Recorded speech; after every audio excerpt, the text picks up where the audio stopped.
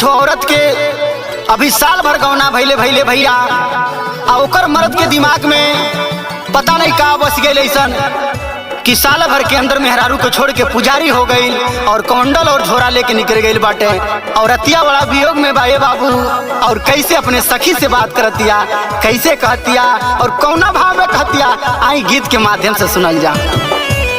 जवानी है में राजा सधुआई गईला, जवानी है में सैया सधुआई गईला, सधुआई गईला हो सधुआई गईला, जवानी है में राजा सधुआई गईला, जवानी है में पिया सधुआई गईला।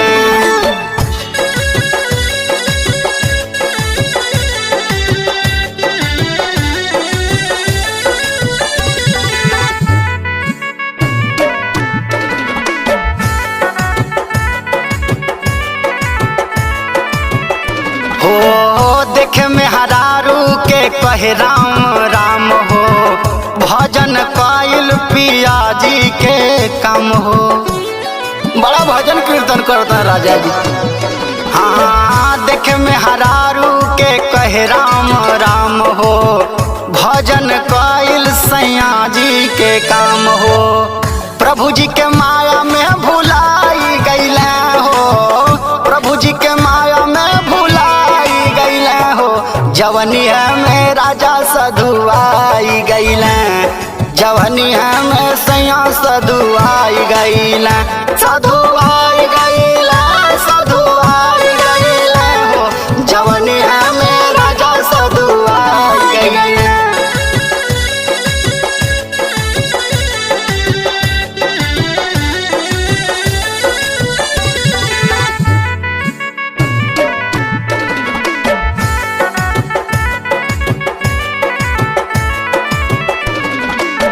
मेहरी के करे ना पिया जी फिकिरिया, कैसे के बीती सखी हमरो मिरिया, बड़ी दुख में हम जियतन हो। मेहरी के करे ना राजा फिकिरिया, कैसे के बीती सखी हमरो मिरिया, छोड़ी घर द्वार ही पराई गईले हो, छोड़ी घर द्वार ऊपर गईले हो, जवानी है में राजा सधुआई गईले, जवानी है में सैया सधुआई गईले, सधुआई गईले हो सधुआई गईले, जवानी है में राजा सधुआई गईले।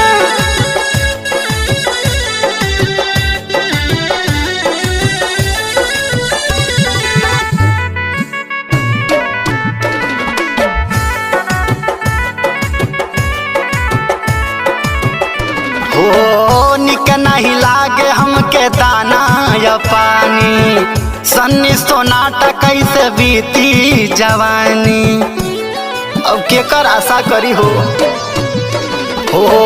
निक नहीं लागे हमके दाना या पानी, सन्नी सोनाटा कैसे बीती जवानी, राजमौरी अनंत के बिसराई गईले हो, बापी दबेंदर के भुलाई गईले हो, जवानी है में राजा सधुआई गईले, जवानी है में राजा सधुआई गईले।